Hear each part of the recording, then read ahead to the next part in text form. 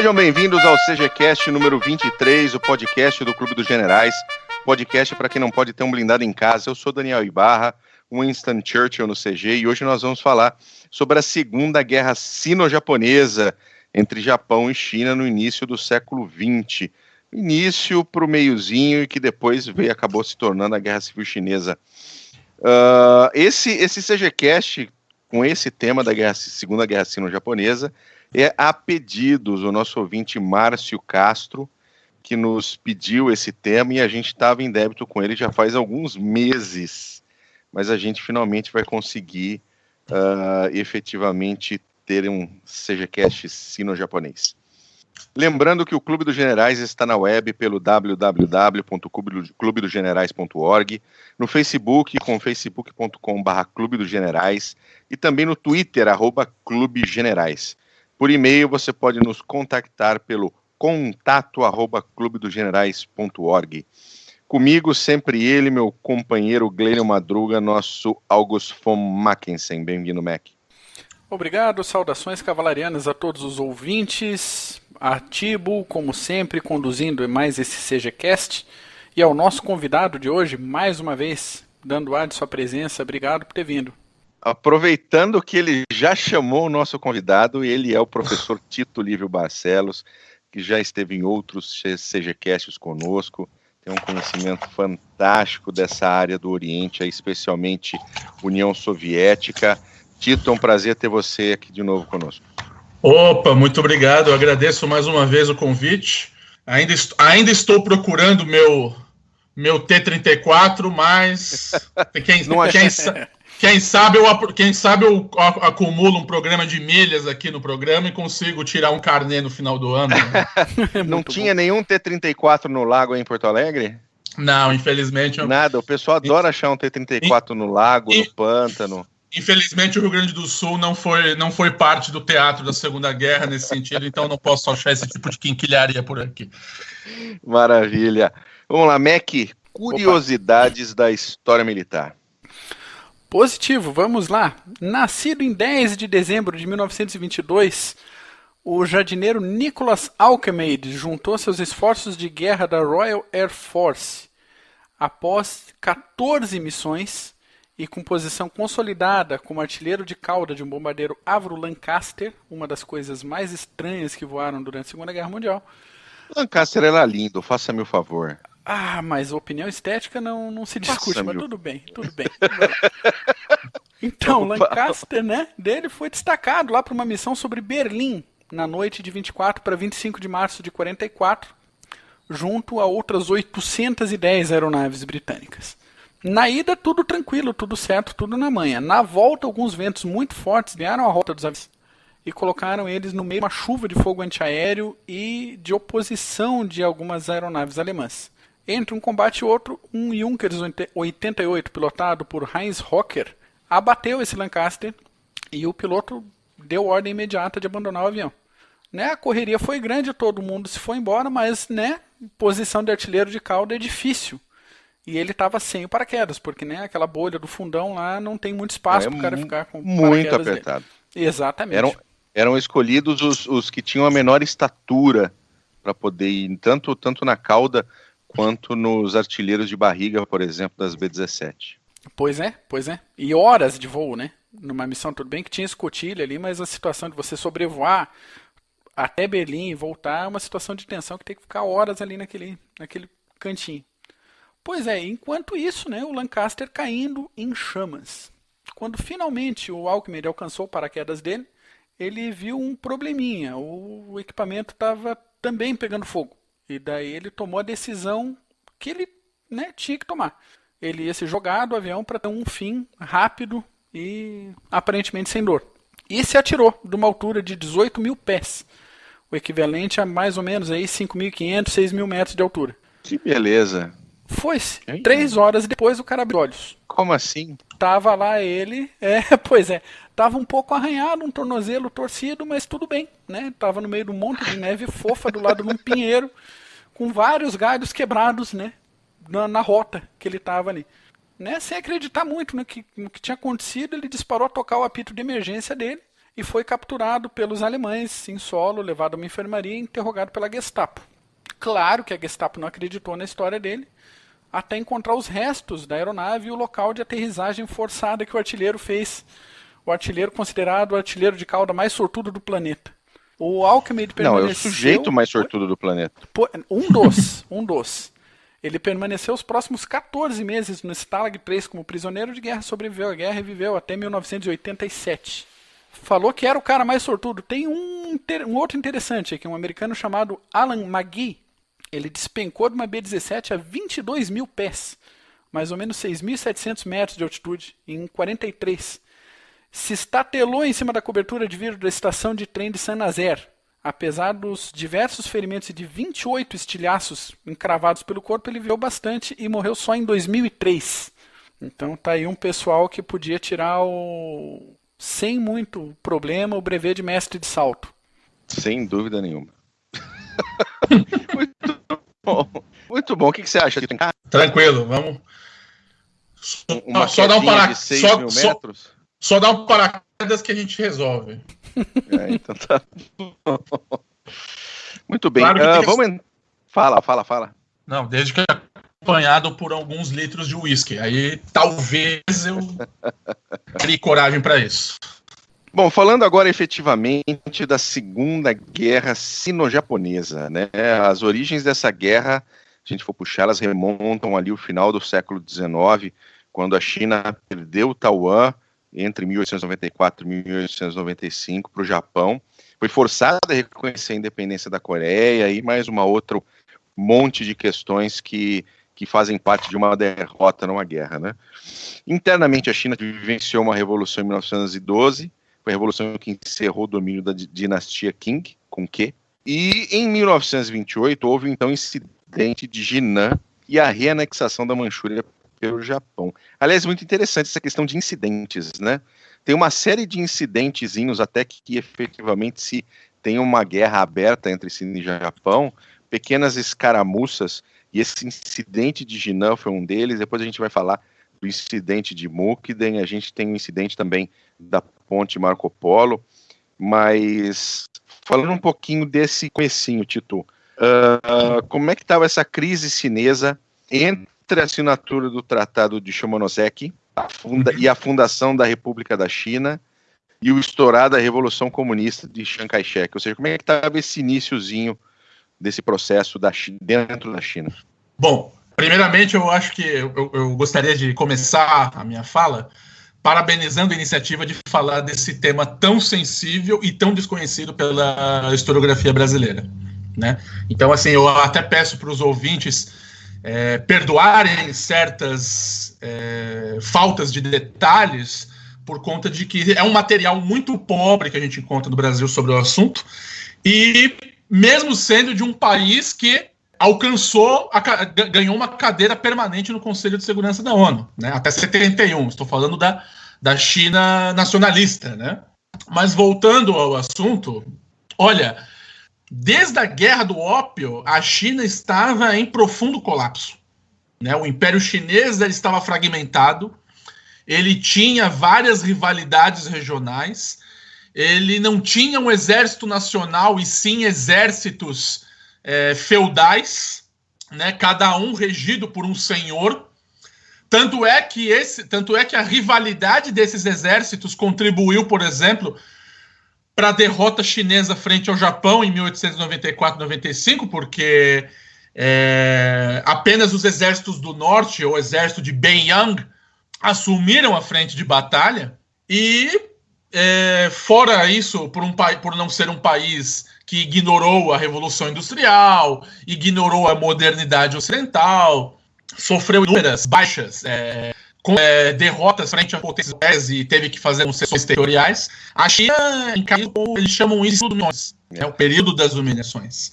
Comentando um pouquinho sobre a Guerra do Ópio, só para situar o nome, aconteceu ali no início do século XIX, entre 1839 e 1842, depois teve um segundo embate entre 1856 e 1860, entre o Reino Unido, França e Estados Unidos contra a China, porque o ópio era uma enorme fonte de renda, especialmente do Império Britânico, nessa região, tá?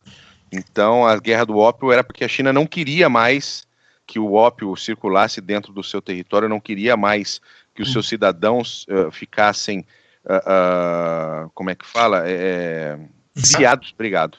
Viciados no ópio, porque isso realmente complicou bastante a situação da mão de obra chinesa. Então, realmente é um século aí, como você comentou, né, de humilhações para a China, que era militarmente e tecnologicamente muito atrás dessas potências europeias. Sim. Além disso, então assim, esses vão ser os ingredientes que vão culminar na Revolução de 1911, quando chineses formados no Ocidente, né, vão trazer ideias reformistas para o Império Chinês, que vão ser contestados pela dinastia Qing, que governava a China desde 1640, deve se lembrar, e era uma monarquia de uma minoria étnica, né? Não era a maioria da população Han, e sim a minoria Manchu, que é o povo originário da Manchúria, e vai ser contestado pela dinastia Qing. O país vai se fraturar em várias facções. Os republicanos vão declarar a instituição da República da China em 1911. O país vai estar dividido no meio. Um dos generais monarquistas, né, o Huang Shikai, vai abrir uma solução negociada, né? Então, o último imperador chinês, que era o Puyi, vai ceder, só que em troca esse general vai assumir como presidente da Primeira República Chinesa, o que não vai dar certo, porque depois ele vai concentrar poderes, vai dissolver a República, vai proclamar um novo Império Chinês em 1915. Em 1916 ele vai estar desgastado, renuncia e depois morre. E o país é dividido nos anos 20 por um período ainda mais grave, que é o chamado período dos chefes de guerra, onde cada fração do território chinês era comandado por um senhor e seus combatentes. Essa situação vai permanecer até mais ou menos os anos 30, né? Quando o Kuomintang, né, o Partido Nacionalista Chinês, consegue a duras custas unificar o país com a ajuda da União Soviética, né, que via no Kuomintang uma espécie de um parceiro para a estabilização de suas fronteiras. Só que os expurgos de partes do Kuomintang, a sua ala mais esquerda, vai fraturar novamente o país no meio, que daí vai começar a guerra entre os nacionalistas e os comunistas, e aí dá um início à Guerra Civil Chinesa, que vai perdurar até 49. Só para ser bem sintético, na prática, a China, ela viveu a Primeira e a Segunda Guerra Mundial sem dúvidas. Porque os conflitos não cessaram em momento nenhum, né, Tito? Para eles em si, os conflitos não pararam. Aliás, essa questão da China dividida pós-dinastia Qing, até mesmo, a gente pode até ir antes, né, durante o período que a dinastia acabou sendo eliminada, é quase um Game of Thrones, né, da realidade. Tem muito mais interessante até de se trabalhar, mas é quase o Game of Thrones, que é essa série que tem agora alguns anos aí, tá deixando o pessoal bem malucão. Pois é uma situação que a gente não pode perder de vista quando a gente vai ler o pouco material que tem sobre essas campanhas, início da década de 30 entre Japão e China, e até recuperar um pouco ali desde 1894, 95, parece que o Japão faz um ataque a uma nação que estava politicamente tranquila, era soberana do seu território, e como o próprio Tito falou, agora isso está bem longe da realidade, né? A China em colapso político, colapso militar, essas diversas facções lutando por alguma coisa que estava desorganizada. Então, o Japão acaba entrando como um aproveitamento de êxito, já que o inimigo está fortalecido, né? Um povo que tem uma rivalidade histórica já com o Japão está enfraquecido, a gente parte para a ofensiva para tentar buscar uns territórios que se julgava fazerem partes do antigo Império Japonês no alto de sua glória. Indo um pouquinho mais para frente, né, a gente tem o incidente de Mukden, né, para o nosso ouvinte entender, ele foi ali em setembro de 31, foi a explosão de uma seção ferroviária que pertencia ao Império do Japão, e que deu início à invasão japonesa, à anexação da Manchúria pelos japoneses. Depois a gente tem o incidente da ponte Marco Polo, onde foi que efetivamente os combates abertos e a guerra declarada aberta começou em 37. E a China, mesmo assim, recorreu várias vezes ao auxílio da Liga das Nações. Tinha como evitar alguma coisa? Tinha como a Liga das Nações ou a comunidade internacional fazer alguma coisa, Tito, dentro desse pretexto? Olha, a ideia corrente entre a Liga das Nações era o seguinte: você tem até filmes de época, né? Naquele documentário Battlefield britânico de 94, ele até mostra um filme de época que dizia o seguinte: como é que você vai convencer um garçom francês ou um trabalhador de minas na Grã-Bretanha ou um construtor nos Estados Unidos a ir numa guerra para defender a Manchúria? Ou seja, era uma coisa muito longe da realidade deles. Era algo assim. Então a gente tem que parar para pensar que esse negócio de estabelecer uma agenda global em relações internacionais é algo muito recente, que ainda estava germinando, né, com a Liga das Nações, e ainda vai tentar amadurecer depois com a ONU a partir de 45. Então, estabelecer um entendimento comum entre os países ainda era difícil, ainda mais para uma Europa que ainda estava se curando das feridas da Primeira Guerra Mundial. Então o Japão aproveitou-se dessa situação, né, para conseguir maiores concessões. Você tem filmes também de época que mostra a delegação japonesa, antes de sua expulsão das Ligas das Nações, dando coletivas de imprensa sobre o que fez na Manchúria. E os delegados dos outros países em silêncio.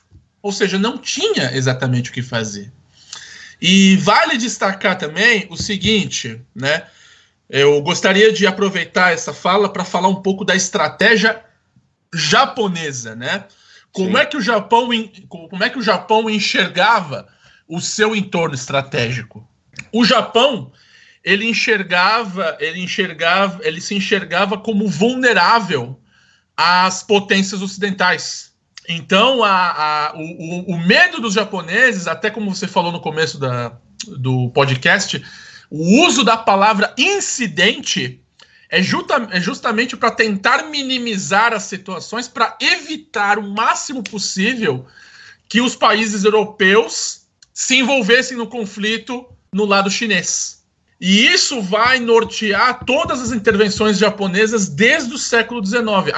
A Coreia, se olharmos o mapa, por exemplo, né, um conselheiro alemão que eu não vou me recordar o nome agora, que era adido militar no Japão no final do XIX, ele dizia que a Coreia era como se fosse uma faca apontada para o Japão.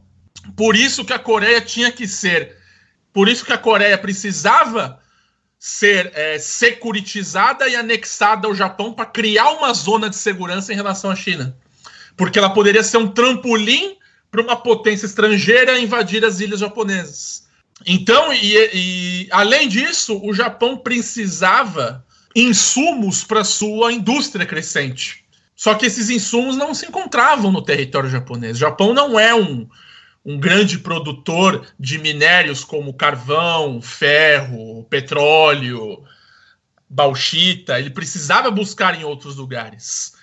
Então, o Japão ele vai ter essa vulnerabilidade em todo o período da guerra. Então, onde é que ele vai buscar? Ele vai buscar o carvão na Coreia e o ferro na Manchúria, certo? Então, então a partir daí, ele vai começar a criar... E o Japão tinha plena consciência de que ele não teria condições de controlar um território com uma população muito grande como a China. Então, o que ele vai instituir? A ideia da chamada Zona de Coprosperidade Asiática. É uma espécie, bonito. É uma espécie lindo, de né? é uma espécie de doutrina Monroe japonesa, a Ásia para os asiáticos. Então a ideia era constituir vários regimes fantoches em vários países asiáticos para confrontar o colonialismo europeu e a intervenção de outros países, como a União Soviética, como os Estados Unidos, né? Então ele vai constituir regimes títeres na China, na Birmânia, na Índia, nas Filipinas, na Tailândia, etc, etc. Só um adendo, vê como esse negócio, quando a gente pensa em mudanças históricas, como mudanças culturais e mudanças de imaginário demoram para serem alteradas, né? A gente está vendo um receio de interferência ocidental que culturalmente ainda deriva do receio de interferência ocidental que vinha desde 1649, com o fechamento do Japão para as potências estrangeiras e reabertura lá em 1854, que a gente comentou ali no PHM sobre a Guerra Boshin, né? Então, da metade do século XIX até início do século XX, ainda tinha todo esse receio dos avós, dos bisavós, as histórias, a cultura popular de isolamento, um negócio que fica muito difícil para reavivar isso na população e inserir esses valores, reinserir esses valores e usar isso como argumento de interferência é um negócio que fica muito na mão. Sobre os incidentes, para ver ter uma noção rápida aqui da quantidade de incidentes que aconteceram, a gente tem Mukden lá em 31, invasão da Manchúria, campanha de Jiang Qiao, a resistência da ponte de Nanyang, operação Chinchou, tudo isso em 31. Em 32, a defesa de Harbin, combates em Xangai, pacificação da Manchúria, operações anti-guerrilha por dentro da Manchúria e no noroeste da China, operação NECA, combates perto da Grande Muralha, batalha de Heihe e o estabelecimento da linha de defesa em Mengyang. Tudo isso aconteceu sem declaração de guerra. E todos esses combates que eu comentei agora foram vitórias japonesas sobre forças locais. E só lá em julho de 37 acontece o incidente da ponte Marco Polo, que daí, ok, vamos declarar os combates abertos, temos uma guerra em andamento. A gente pode, inclusive, de repente, trazer um pouquinho essa questão, ou seja, essa segunda guerra sino-japonesa e trazer ela lá atrás para 31, né?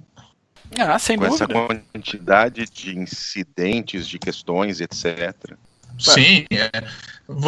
Se você pegar algumas motivações também que influenciaram a beligerância japonesa nos anos 30, você pode até, assim, aí eu deixaria para o ouvinte fazer a sua pesquisinha, né? Mas você pode pegar incidentes assim, que até questões internas do Japão, como o impacto da quebra da Bolsa de Nova York em 29 sobre a economia japonesa, que era uma economia emergente na época, né? Sim. E o terremoto de Kanto, que é a província, justamente a província que está Tóquio, em 1923, ou seja, tudo isso, todos esses problemas internos também influenciaram a necessidade do Japão de criar uma zona de segurança para que ele conseguisse se reconstruir e prosperar, né? Sim. E um detalhe dessas invasões japonesas durante esse período da década de 30 até o final da Segunda Guerra Mundial, elas sempre são marcadas com muita violência. Talvez o principal ícone dessa violência é o massacre de Nanquim, né, onde até hoje não existe ainda um número muito fechado para você ter uma ideia, ouvinte. A coisa foi tão violenta, tão impressionante, que o consenso acadêmico ocidental gira entre 40 a 300 mil mortos. E não estamos falando de militares, nós estamos falando de civis, pessoas comuns, homens, mulheres, crianças de qualquer idade, e que foram massacrados pelas tropas japonesas. Isso aconteceu em outras situações. A própria violência japonesa contra os prisioneiros de guerra, fossem britânicos, americanos, franceses, sempre foi muito forte. Comenta um pouquinho essa questão dessa violência japonesa contra os seus inimigos, Tito, por favor. Olha, os japoneses, eles achavam que infligindo um grande impacto na população local iria desencorajá-los para a guerra, revoltar. Né? Além disso, você tinha um certo, assim, posso estar sendo bem superficial nas minhas palavras, mas você também tem um certo capricho da nobreza japonesa, né, e daquela tradição guerreira, né, de buscar infligir um dano severo à moral do inimigo. Então, realmente, os japoneses vão aplicar na Ásia mais ou menos o que muitos europeus aplicaram em suas colônias e que até os alemães buscaram fazer na própria Segunda Guerra Mundial, né? Ou seja, uma espécie de superioridade daquele povo que foi civilizado, que tem um rei que tem um mandato divino, um imperador com mandato divino, que é descendente da deusa Sol. Então, assim, é aquela história de povo eleito, né? Entendi. E de fato, por conta disso, o problema é que o massacre de Nanquim é um dos vários crimes que os japoneses vão colocar nas populações locais. Tanto é que esses estados títeres que eles vão criar na China nunca vão gozar de popularidade necessária para manter o apoio japonês. Às vezes as pessoas eram obrigadas a entregar as economias que tinham, os bens, para comprar bônus de guerra. Ou seja, esses estados japoneses, né? Esses estados pró-nipônicos estabelecidos na China, eles acabaram tendo uma relação colonial com a metrópole. Ou seja, ao invés de angariar o apoio local para que houvesse uma construção de um estado estável que possa formar instituições e contribua para o esforço japonês de guerra, não. Eles eram explorados pela metrópole japonesa, Sim. explorados com seus recursos e suas populações jogadas à própria sorte. Isso vai alimentar um nacionalismo chinês extremamente agressivo contra o Japão. Tanto é que você vê isso hoje, né? Tanto na China, quanto na Coreia do Norte, na Coreia do Sul, nas Filipinas e no Vietnã, você tem uma aversão ao Japão enorme. Né? Sim, eles enxergam, assim, na Ásia, a questão da Segunda Guerra não foi pacificamente resolvida como na questão da Europa. Ainda na Europa também tem algumas ressalvas, isso também já é outro papo. Então, é difícil ainda, são cicatrizes muito profundas. E como você falou, né, os historiadores divergem muito sobre os mortos em Nanquim, e agora você tem uma espécie de revisionismo por parte da historiografia japonesa em negar o exagero dos mortos ocorridos, né? E tentar minimizar, dizendo que eram parte da guerrilha, que a maioria eram combatentes, né? A maioria era combatentes, as evidências fotográficas são concentradas em poucas obras, o que significa que são fontes que podem ser uma compilação de dados e fatos e fabricados como propaganda japonesa, entre N motivos. Eu ia chegar nesse negócio do revisionismo, ainda bem que tu falou agora. Essa versão ao Japão, nem de longe, ela é gratuita, né? A gente tem também, tanto na Coreia quanto na antiga Manchúria, toda a questão das mulheres de conforto, né, as escravas sexuais que foram utilizadas das populações locais para atender as tropas japonesas durante a guerra.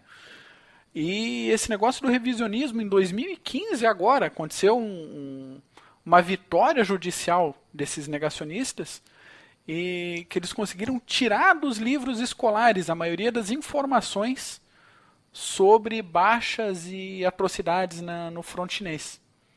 Então ainda hoje ocorre, autoridades japonesas negam isso, a historiografia japonesa oficial, de modo geral, não estou dizendo que é de forma absoluta, mas nega isso.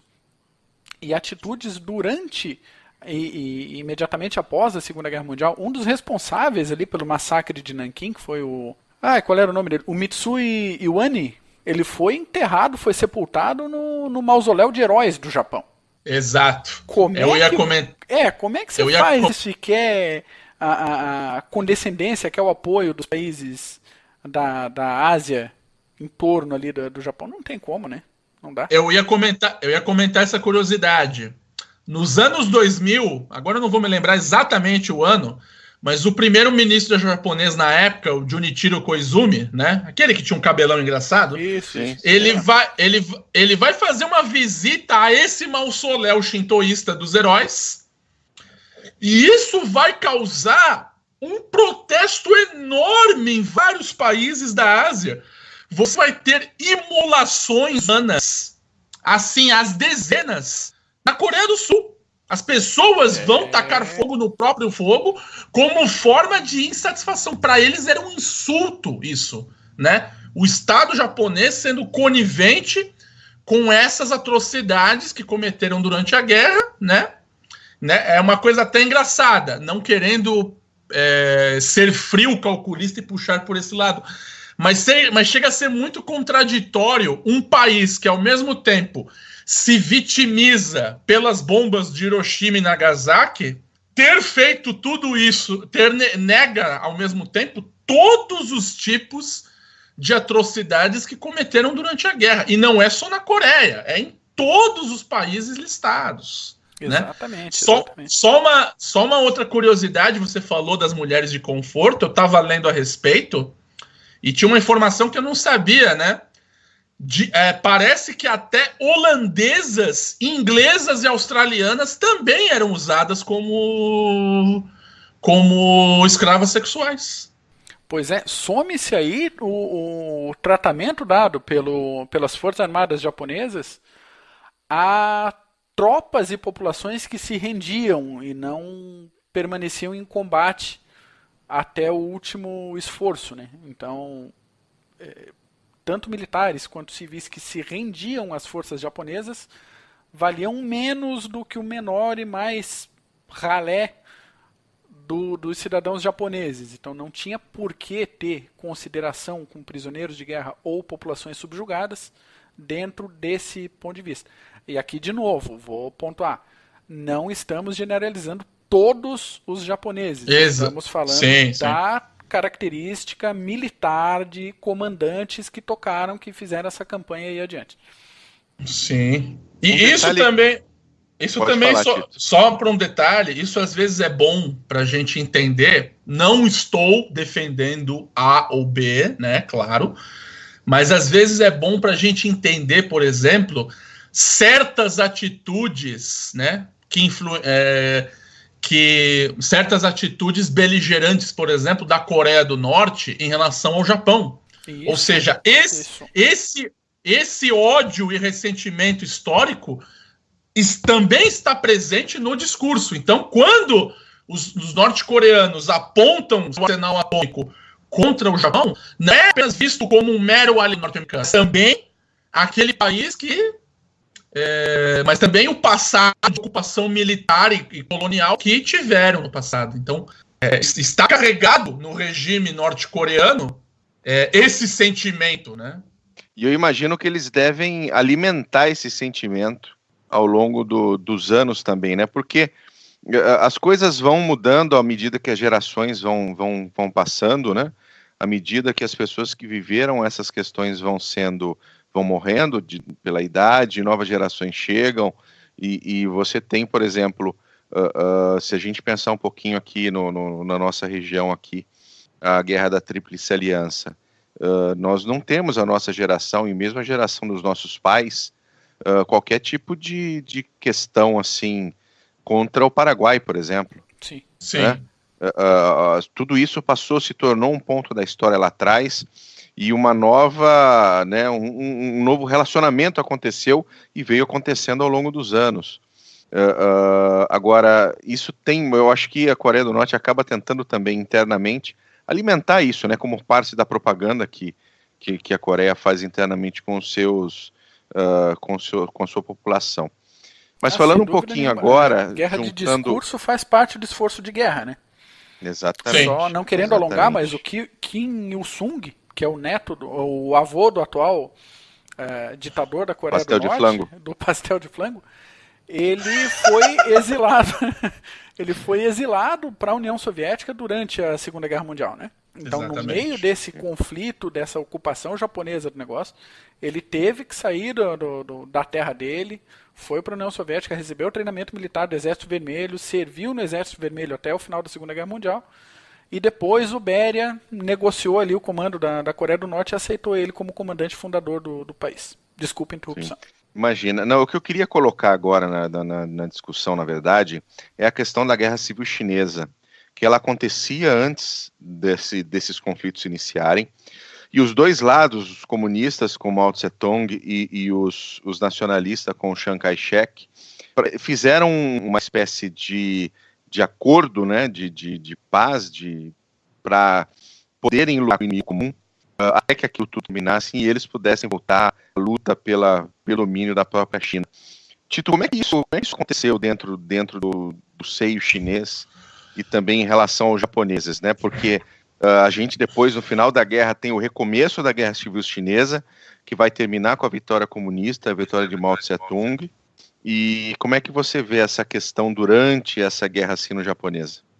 Então, vale lembrar que no começo da unificação da China nos anos 20, né, durante a era dos chefes de guerra, né, dos warlords, como chamam, o Partido Comunista Chinês, ele estava dentro do Kuomintang, ele estava dentro por recomendação soviética, eles não queriam uma cisão dos partidos. Então, eles diziam o seguinte: olha, vocês podem, através do Kuomintang, colocar as reformas que vocês querem, entendeu? Foi uma questão extremamente pragmática. O problema é que, tanto é que os soviéticos vão suprir o Kuomintang com assessores, com armas, com voluntários, né, nos anos 20 e nos anos 30. O problema vai surgir quando o Chiang Kai-shek, que era um anticomunista assumidamente declarado, vai aproveitar a situação para fazer os expurgos contra esses grupos comunistas no partido, ou seja, ele vai tentar purificar o Partido Nacionalista, né, e centralizar na figura dele. Ou seja, quando o Sun Yat-sen, que é o fundador do Kuomintang, morre, o Chiang Kai-shek vai tentar puxar a herança política para o lado dele. Aí você tem o expurgo comunista, né, o chamado massacre de 1927 em Xangai, onde vários comunistas e sindicatos são mortos, né? Você tem a perseguição aos militantes comunistas do Kuomintang, e aí os comunistas resolvem fazer aquilo que eles imortalizaram chamando de longa marcha, ou seja, se retirar das cidades e fugir para as montanhas do interior, né? Uma marcha uma marcha de, se não me engano, de 6.000 quilômetros, ou seja, meia Europa, sim, num período de 1 ano, sofrendo pressão dos nacionalistas. Isso vai se estender a mais ou menos nos anos 1936. Quando ocorre o incidente Marco Polo, eles percebem que, não, olha, nós temos que deixar as nossas diferenças de lado, porque existe um inimigo externo muito mais poderoso ameaçando a integridade da China. Então, as ideologias foram deixadas de lado em prol do sentimento nacional chinês, né? Do frágil sentimento nacional chinês, diga-se de passagem. Exatamente. Os soviéticos ao mesmo tempo, os soviéticos vão lançar a chamada Operação Zeta, que é o seguinte: olha, eu não garanto que os comunistas vão ser vitoriosos na China. Então, o que vamos fazer? Vamos, por uma questão puramente pragmática, declarar nosso apoio ao Kuomintang, né, que é a força principal anti-japonesa em curso, e armá-los até os dentes para tentar combater o Japão. Os Estados Unidos também vão se envolver ao lado dos nacionalistas, né? Aí você tem, por exemplo, a criação do grupo do Esquadrão Aéreos Tigres Voadores, usando Curtiss P-40 com voluntários americanos. Na própria Operação Zeta, você vai ter também tanques soviéticos T-26, aviões soviéticos caças Polikarpov I-15 e I-16, bombardeiros Tupolev, bombardeiros do Tupolev SB, né? Sem contar que a China nacionalista já buscava modernizar suas forças armadas com ajuda alemã. Resultado: você tinha uma suruba logística de tudo quanto é tipo de fornecedor. Se você pega um filme chinês sobre a Guerra Civil, né, que eu vou indicar no final do podcast, você tem chinês usando Kar-98 com farda soviética e capacete de pinico americano. Ou seja, tudo quanto é tipo de... O que tiver na mão eles usavam, sabe? Era tipo de coisa que você olha pra tela e pensa, não é possível que deram um erro de continuidade desse, né? Que o pessoal fez uma nhaca dessa pra fazer a montagem. Não, era assim mesmo, era pior. O pessoal do filme deu uma arrumadinha, inclusive.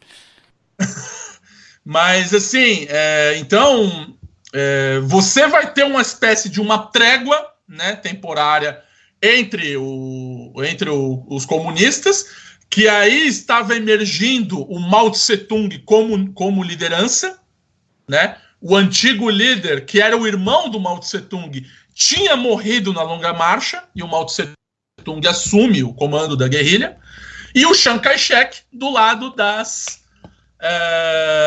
dos nacionalistas. Dos países nacionalistas, e aí com a ajuda maciça dos Estados Unidos, que vai se revelar decisiva, né? Aos poucos o exército chinês vai se modernizando, vai assumindo novas formas de organização das tropas, disciplina, padronização de equipamentos, e aí vai tendo até muitos sucessos, como a reconquista de Xangai, né, uma das cidades mais importantes da China, e a campanha da Birmânia e da Indochina, que os chineses tiveram uma grande contribuição e é muito pouco falado. Sem dúvida, é muito pouco falado mesmo. Durante esse processo, especialmente a partir de 41, aí você comentou agora, né, esses aliados fazendo esse peso diferente com relação aos chineses, né? E você tem também a questão de Khalkhin-Gol, né, a batalha entre soviéticos e japoneses, vencida pelos soviéticos, que assinaram um pacto de não agressão aos japoneses, né? Então você tem, ao mesmo tempo que você tem um envio maciço de armas, de munição e de todo tipo possível de ajuda para a China, por exemplo, com relação à União Soviética, você tem, do outro lado, ela fala, não, tudo bem, eu vou te ajudar, mas eu também não vou me envolver diretamente nesse conflito agora, especialmente agora, né? E os americanos fazendo a mesma coisa, e do lado deles fazendo a questão daqueles embargos comerciais que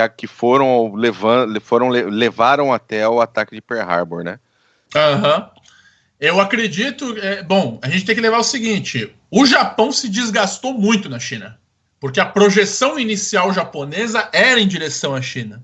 Só que o desgaste foi tamanho que aí levaram eles ao Pacífico, né? A tentar outras fontes de recursos. O Japão mirava muito a Indonésia e a Austrália. Fonte de petróleo, borracha e carne, né? Tanto que falam que se o Japão tivesse conquistado a Austrália de fato, mataria a Inglaterra de fome. Por outro lado, por conta desse desastre da China, o Japão não queria arrastar a União Soviética para o conflito. Que fazia muito bem.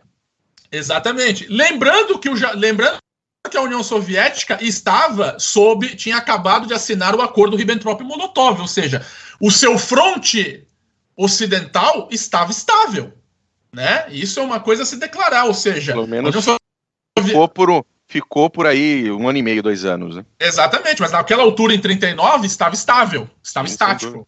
E então, o Japão, na verdade, ele queria fazer uma pressão em cima da Mongólia, né? O problema é que ele não contava que os soviéticos iam entrar iriam defender o seu estado satélite, né? Aí você tem um incidente em Nomohan e a batalha de Khalkhin-Gol, onde o Japão é derrotado, né? A duras custas, porque tem que levar em consideração que os soviéticos estavam sofrendo ainda dos expurgos dos anos 30, ou seja, oficiais mal treinados, tropas mal equipadas, táticas extremamente controversas, né? Então, assim, muitos soviéticos também morreram. Lembrando que era o Zhukov que estava comandando as tropas na Mongólia naquela altura. Sim.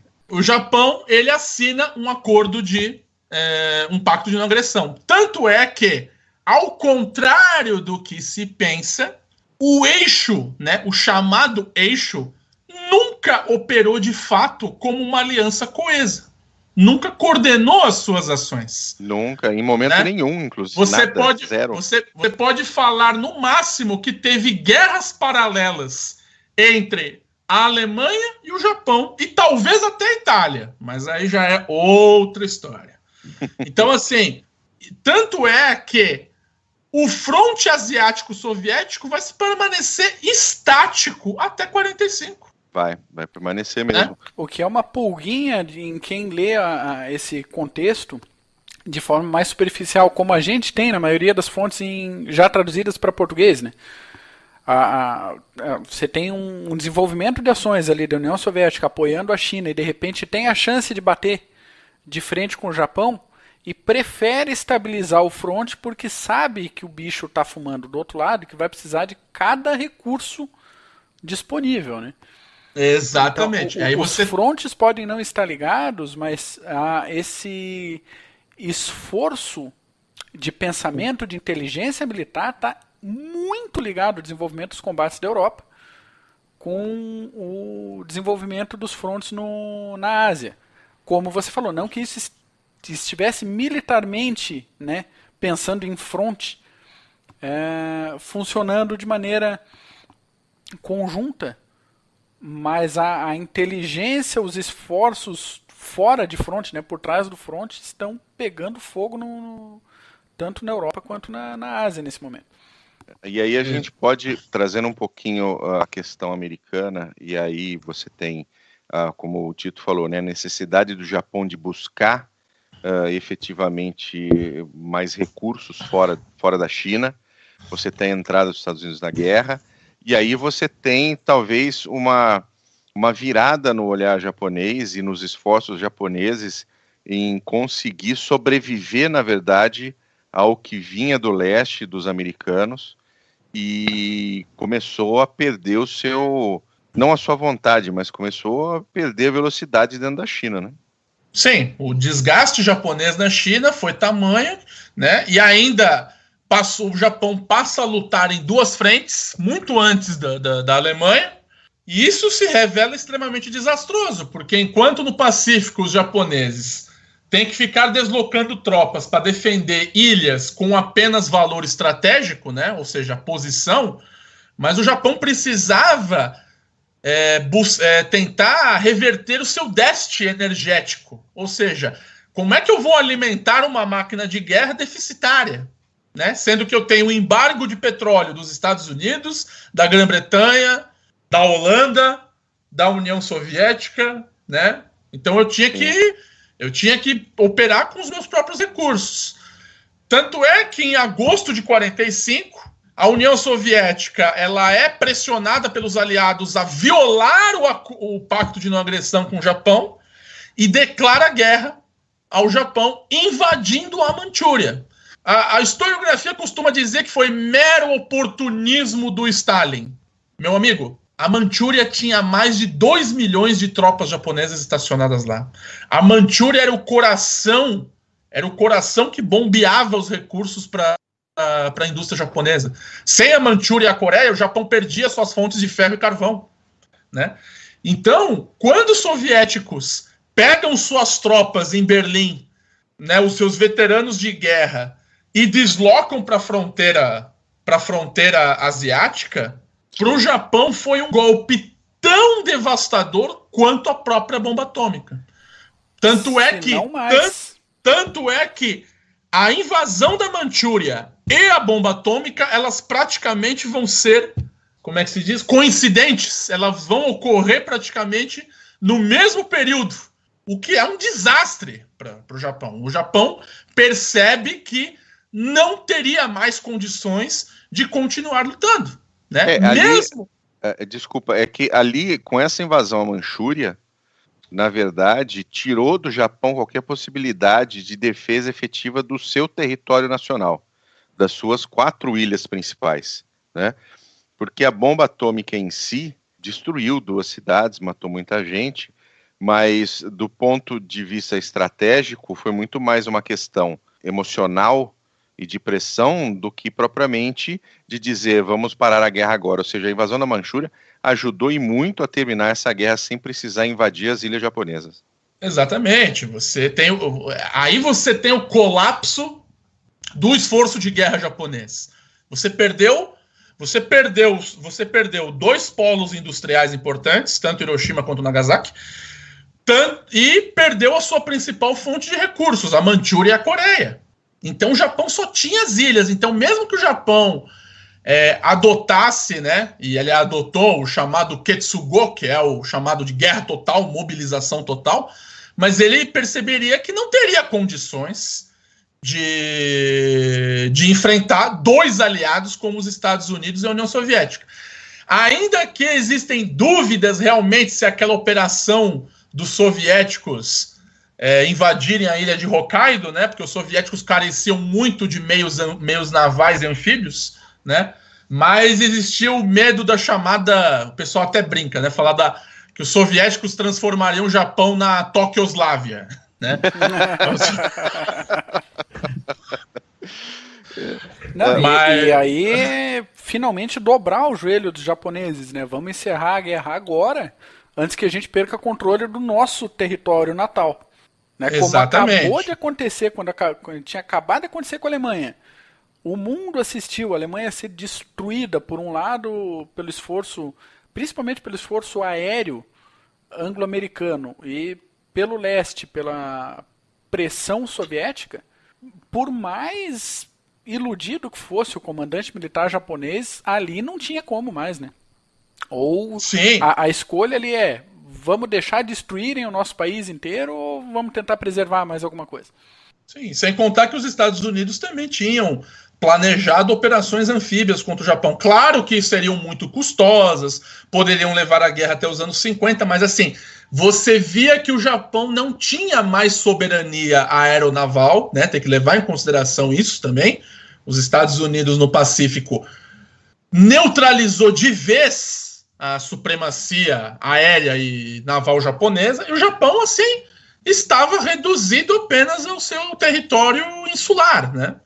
E aí a gente pega, chegando nesse final de guerra sino-japonesa, porque ela acabou exatamente com o fim da Segunda Guerra Mundial, com a assinatura do tratado em setembro de 45, no Missouri, e efetivamente aí a guerra sino-japonesa terminou.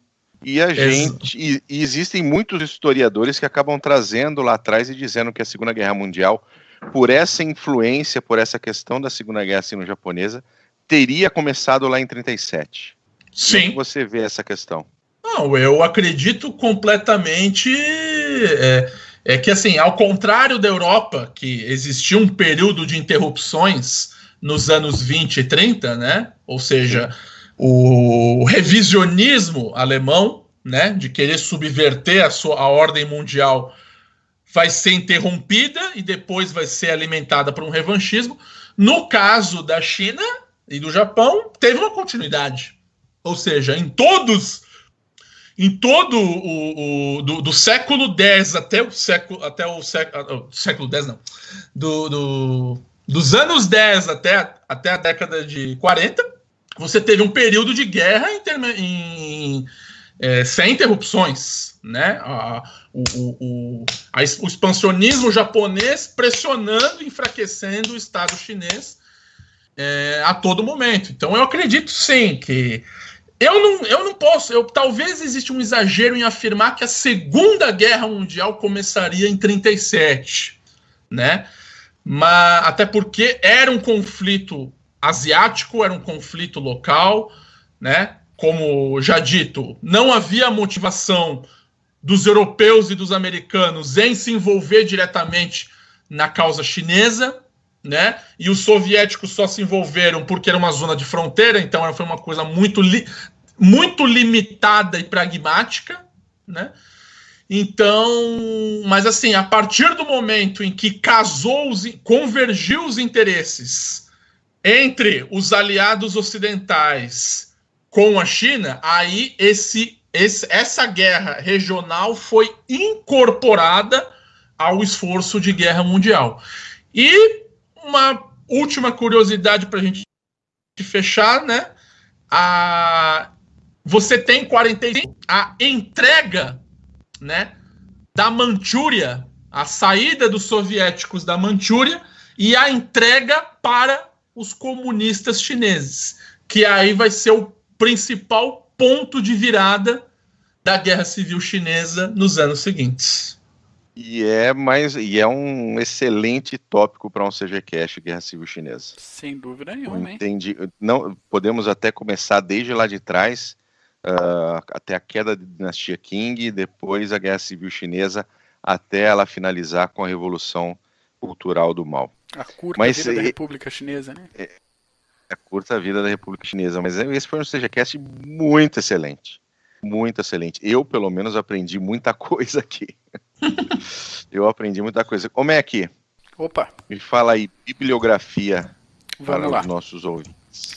Como a gente falou no início e durante esse episódio, tem muito pouca coisa em português sobre o assunto. A maioria dos dados que a gente vai encontrar são dados fracionados. Desses dados, a maioria sobre o período da Guerra Sino-Japonesa, já incorporada à Segunda Guerra Mundial pós-1941. Né? Então, desdobramentos ou relatos, né, dados sobre o massacre de Nanquim e outros elementos ali pontuais da Guerra Sino-Japonesa. Nesse sentido, eu vou indicar duas obras, ambas em inglês.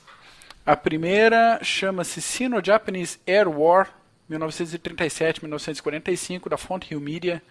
É um livro recente, de 2016, tem 224 páginas, de um autor chamado Håkan Gustafsson. Ele é um pesquisador sueco, dedicado à aviação e que mantém um dos maiores, mais antigos sites sobre esse assunto na internet. Vou botar o link ali no nosso site para quem quiser dar uma conferida.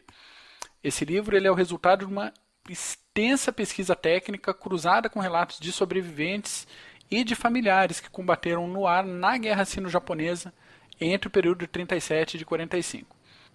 O segundo livro chama-se The Rising Sun, The Decline and Fall of the Japanese Empire, 1936-1945, da Modern Library. Ele é um livro de 2003 com 976 páginas, senhoras e senhores. Que catatal, hein? É, de John Toland. É um livraço mesmo, né? Um calhamaço de respeito, hein? E, na minha opinião, o livro mais completo sobre o Império Japonês e sua trajetória nessa guerra, em que ele parte das vitoriosas batalhas do início da campanha contra a China até as duas bombas que dobraram os joelhos dos japoneses lá em meados de 45. Esse autor ele é vencedor do Pulitzer e ele toma cuidado com detalhes e aspectos humanos nas situações mais improváveis e de maior violência que a gente citou aqui e que a gente não aprofundou para não ficar excessivamente cansativo, né? Porque falar de massacre é um negócio que desgasta mesmo. Ou a gente vira uma estatística, né, dando dados e dados em cima de dados e perde esse caráter humano, ou a gente escolhe passar meio por cima e ganhar o rótulo aí de superficial. São escolhas bem delicadas.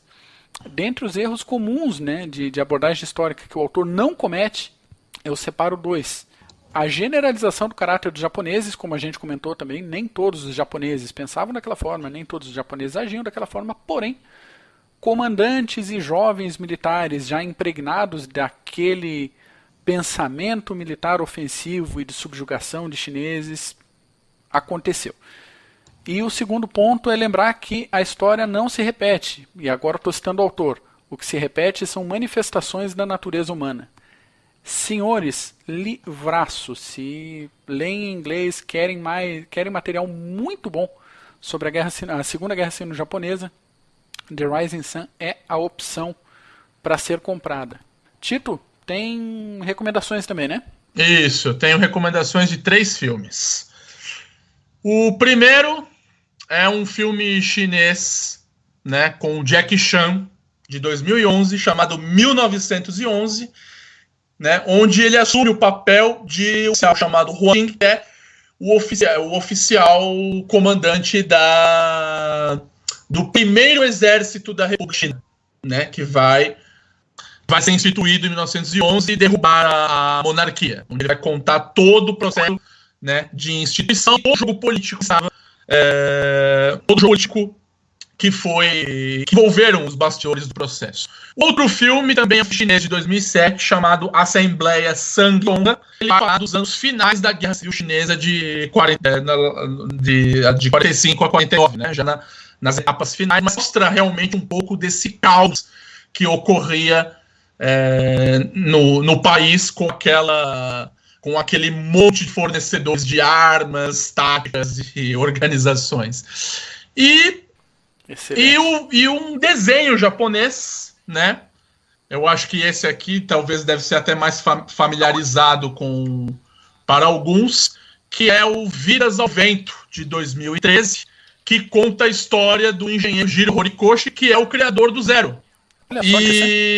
Só que além deles mostrarem um pouco do trabalho do Jiro no mundo da aviação, ele mostra um pouco da situação do Japão nos anos 20 e nos anos 30. Então, você tem o terremoto de Tóquio em 23, você tem a quebra da Bolsa de Nova York, você tem a beligerância crescente do Estado Maior da política japonesa, o nacionalismo, né? Então, também uma maneira bacana de entender os motivos que levaram o Japão a essa guerra, né? É claro que tanto os filmes chineses quanto os japoneses podem ser acusados de propaganda, né? Mas propaganda por propaganda, quem é que não faz? Exatamente, faz parte do discurso. Além do mais, se você, como falei, como já foi dito aqui, hoje em dia aqui no Brasil é difícil achar material sobre isso, né? Isso é um cinematográfico, porque a América Europeia obviamente não se interessaria muito pelo assunto, mas se você for no YouTube e digitar assim, por exemplo, China vs Japan ou Sino-Japanese War, você vai encontrar vários trailers de filmes que mostram combates entre chineses e japoneses. Então, assim, eu não sei os filmes porque eu não assisti, né? No caso desses 3 aí que eu citei, eu cheguei a ver inteiro, mas mostram trechos de filme. Então, assim, é bom despertar um pouco da curiosidade do ouvinte para ele mesmo buscar esses materiais e enriquecer essa nova narrativa dessa frente tão importante da Segunda Guerra Mundial, né? Até porque, vale relembrar de novo, como é que um país agrário e pobre como a China conseguiu uma cadeira no Conselho de Segurança da ONU de 1945 até 1971. É impressionante mesmo. Verdade. Mas muito bom. Excelente CGCast, excelente bibliografia. Obrigado, Tito, pelas suas indicações. Mac, suas considerações finais, por favor. Queria só agradecer ao Tito por mais uma participação, agradecer ao ouvinte por acompanhar a gente durante todo esse episódio.